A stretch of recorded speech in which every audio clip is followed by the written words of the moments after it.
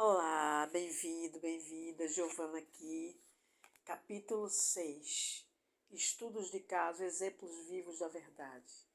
Ao longo dos anos, descobri que histórias servem a um grande objetivo: reforçar a informação na prática. Ouvir sobre a experiência de outra pessoa a torna mais real para nós. Quando podemos nos identificar com os desafios e triunfos que uma pessoa encontra ao longe de sua jornada de um estado de consciência a outro, começamos a acreditar que uma experiência semelhante pode acontecer conosco. Histórias também fazem as ideias dos ensinamentos se tornarem menos filosóficas e mais pessoais. Os estudos de caso que você vai ler são de pessoas reais, que aplicaram as informações que você recebeu nos capítulos anteriores. Primeiro, elas entenderam os conceitos como conhecimento intelectual na mente. Depois, os aplicaram e experimentaram no corpo e, por fim, os transformaram em sabedoria na alma. Para alcançar mudanças tão sobrenaturais, esses alunos tiveram, em última análise, que dominar algum aspecto ou limitação deles. E se eles conseguiram, você também consegue. Gire, curador crônico das costas e pernas. Em 9 de dezembro de 2013, Gire dirigia pela rodovia em Las Vegas quando alguém bateu na traseira do seu carro. Mesmo freando, o impacto jogou seu carro contra o da frente, o que resultou em dupla colisão. Gire sentiu imediatamente o ardor na parte inferior das costas e a dor desceu pela perna direita. Quando os paramédicos chegaram, ela descreveu a dor como moderada, mas nos dias seguintes a dor aumentou até se tornar constante e severa. A maior parte se concentrava na área lombar inferior da coluna, provocada por duas hérnias de disco, L4 e L5. Ela também sentia a dor irradiar pela perna direita até o pé. Giria a quiropraxista 3 vezes por semana, mas a dor piorava. Procurou um médico especialista em controle da dor, que receitou relaxantes musculares, Neurontin, medicação para dor nervosa e um anti-inflamatório não esteroide. Depois de 9 meses, a dor ainda era intensa e ela fez injeções nas costas. As injeções não ajudaram. Gilly tinha dificuldade para caminhar e dirigir. Era quase impossível. Também enfrentava problemas para dormir, conseguindo no máximo de 4 a 5 horas de sono por noite. A dor constante na parte inferior das costas piorava quando ela ficava sentada, quando levantava alguma coisa ou quando ficava em pé por longos períodos. Às vezes, Gilly conseguia ficar sentada apenas por períodos de 20 minutos. Por causa de tudo isso, passava a maior parte dos dias na cama, onde encontrava algum alívio deitada sobre o lado direito com os joelhos flexionados. Gilly era incapaz de cuidar dos 2 filhos de 3 e 5 anos e também não conseguia trabalhar como antes. Dependia do marido para transportá-la, já que não conseguia mais dirigir. Todos esses fatores criaram sérios problemas financeiros e estresse emocional para a família toda. Gilly ficou deprimida e revoltada. Embora tivesse feito sua primeira oficina comigo antes do acidente e meditasse, depois do acidente ela parou de meditar regularmente, porque a dor era forte demais e ela não conseguia ficar sentada ou se concentrar. Depois de 2 anos, o médico sugeriu uma cirurgia na lombar para reparar as hérnias de disco. Se isso não funcionasse, disse ele, Gilly poderia considerar outras cirurgias, inclusive fusão espinhal.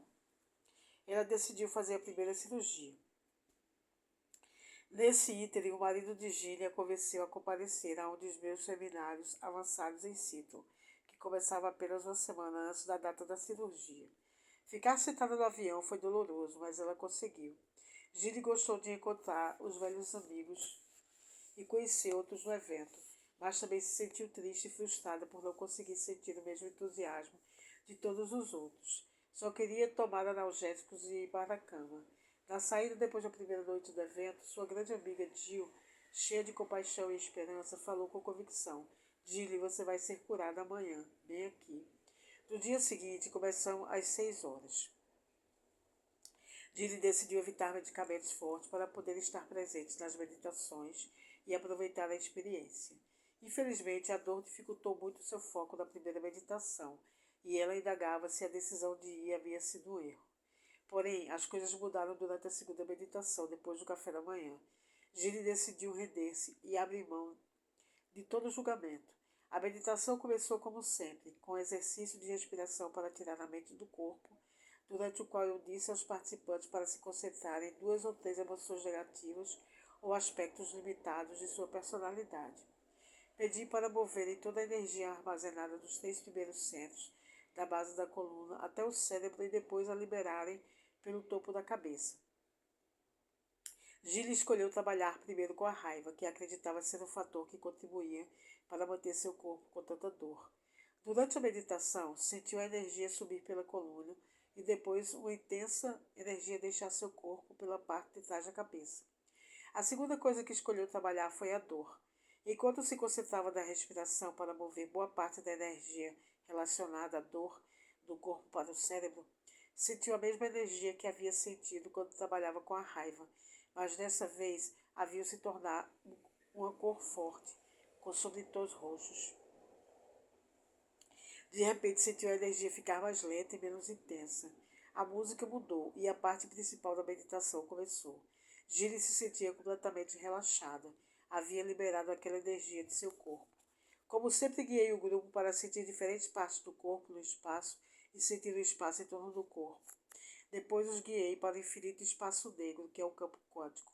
Pedi para se tornarem corpo nenhum, ninguém, coisa nenhuma, em lugar nenhum, em tempo nenhum, para se tornarem consciência pura, consciência de estarem conscientes no vasto espaço infinito.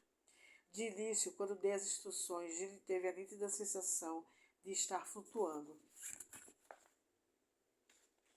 Um intenso sentimento de paz e amor incondicional a dominou, e ela perdeu a noção de tempo e espaço. Não sentia o corpo físico e não sentia dor alguma, porém estava plenamente presente e conseguia ouvir e seguir todas as instruções que eu dava. Nunca experimentei nada assim antes, me contou mais tarde. Foi tão profundo que é difícil traduzir com palavras. Meus sentidos foram ampliados e me senti conectada a todo mundo, tudo, todo lugar e todo tempo. Eu era parte do todo e o todo era parte de mim. Não havia separação. Gilles foi além do corpo, do ambiente e do tempo. Sua consciência se conectou à consciência do campo unificado, que ela descreveu como um lugar onde só há completude e não há separação. Ela havia encontrado o local exato do generoso momento presente, e seu sistema nervoso autônomo entrou em ação e fez a cura por ela.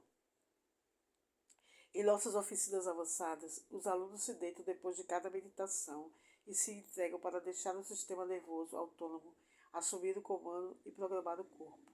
No fim dessa meditação, quando pedi a todos para voltar a seu novo corpo, Gilles ficou surpreso ao descobrir que não sentia dor alguma ao se levantar do chão e ficar em pé, um processo para o qual normalmente teria precisado de ajuda.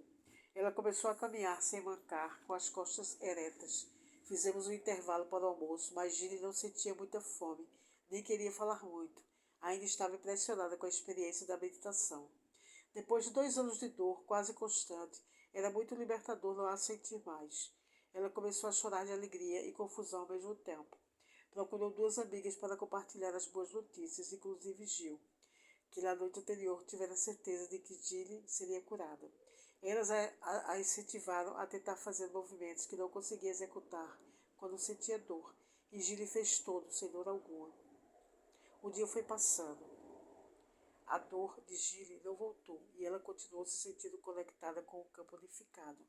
Naquela noite, Gilles telefonou para o marido, que lhe disse que de algum modo sabia que ela conseguiria curar a dor na oficina. Gilles teve um ótimo jantar com os amigos e quando foi para a cama não tomou nenhum analgésico relaxante muscular. Dormiu a noite inteira pela primeira vez em anos e acordou cheia de energia. No dia seguinte, guiei o grupo em uma meditação caminhando, que você vai aprender mais adiante. Gilles conseguiu caminhar ereta, sem dor ou dificuldade. Nem preciso dizer que ela cancelou a cirurgia e seguiu livre e sem dor. Daniel lida com a sensibilidade eletromagnética. Há cerca de 5 anos, Daniel era, como ele diz, um empreendedor israelense maluco e estressado, de 20 e poucos anos, que se obrigava diariamente a trabalhar a todo vapor o tempo todo para construir um negócio de sucesso. Trabalhar 60 horas por semana era rotina. Um dia, enquanto gritava furiosa loucamente com um cliente pelo telefone, sentiu alguma coisa estalar do lado direito da cabeça e perdeu os sentidos. Quando acordou, não sabia o que havia acontecido ou quanto tempo estivera inconsciente, mas tinha a pior dor de cabeça da sua vida. Achou que um pouco de descanso pudesse diminuir a dor, mas não foi o que aconteceu. Misteriosamente, a dor aumentava exponencialmente sempre que ele se aproximava de alguma coisa que emitia frequências eletromagnéticas, inclusive celular, laptops, telas de vídeo, microfones, câmeras, redes de Wi-Fi e torres de celular. Se alguém atendesse ao celular perto dele, Daniel sentia dor. Ele nunca havia sentido nada disso. Havia trabalhado na área de computadores e nunca sofreu efeitos negativos pela proximidade com equipamento eletrônico de qualquer tipo. Daniel consultou vários médicos e especialistas, mas nenhum conseguiu encontrar algum problema. Fez extensa bateria de testes sanguíneos, varredura cerebral e exames físicos, mas todos mostraram resultados normais. Alguns médicos não acreditavam nele e até eram desdenhosos, revirando os olhos como se Daniel estivesse inventando os sintomas. Alguns quiseram receitar antidepressivos, mas Daniel recusou a medicação. Disseram que a dor estava em sua cabeça, e estava, é claro, mas não no sentido referido pelos médicos. Daniel então começou a procurar médicos holísticos que suspeitaram de um quadro raro chamado de hipersensibilidade eletromagnética. Embora a EHS ainda seja controversa na comunidade médica, a Organização Mundial de Saúde reconhece o quadro. O mecanismo de EHS ainda é desconhecido, mas considerado que o cérebro é 78% água, e essa água contém minerais, como os encontrados comumente no corpo, inclusive cálcio e magnésio, que conduzem a eletricidade. É possível entender que, para as pessoas com essa sensibilidade, a carga eletromagnética natural pode, de alguma forma, ser amplificada perto de coisas que sinalizam e emitem radiação eletromagnética.